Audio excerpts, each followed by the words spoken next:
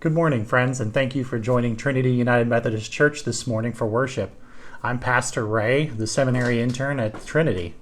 Since Miss Ellen is preaching this morning, she asked me if I could stand in and help share the children's message, and I am so excited to be able to do that with you this morning.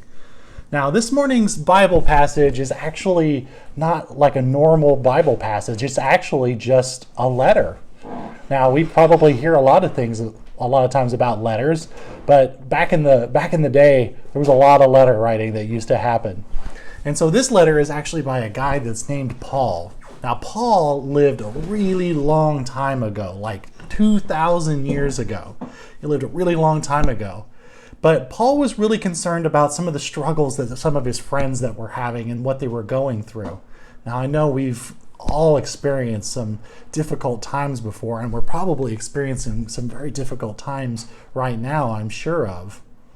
Now, what Paul is writing about is that he wants to remind his friends that even though they're going through difficult things, he reminds them that Jesus and a relationship with Jesus changes us.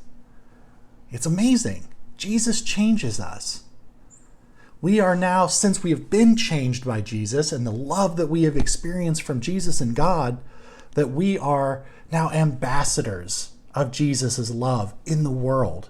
That means when we love other people, people see Jesus doing that.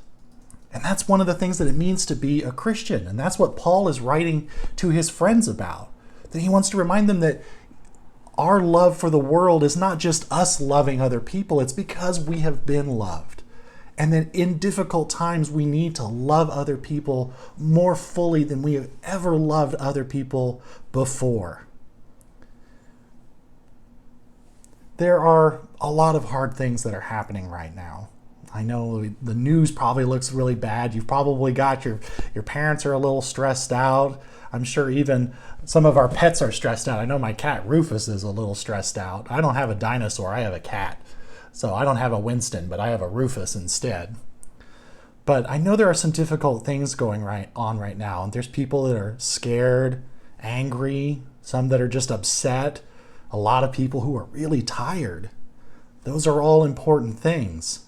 And you may be feeling some of those big feelings as well. And that is perfectly normal. That is perfectly acceptable, especially when we've all been locked up and cooped up in our houses for weeks on end here. That's why it is so important that we remember that we are loved and that we show love to others. And that we showing love to others and ourselves, that when I'm sad, my wife Natalie and my mom, they always seem to be able to cheer me up. They are always the ones that take care of me when I'm feeling down. They love me. And when I'm sad, it reminds me that Jesus loves me too. Just as Jesus cares for me, my wife and my mother care for me because they love me just that much. Just as we have been loved, we are also to love. And that's the most important thing ever. I hope you will take some time this week to think about how we can all love each other better.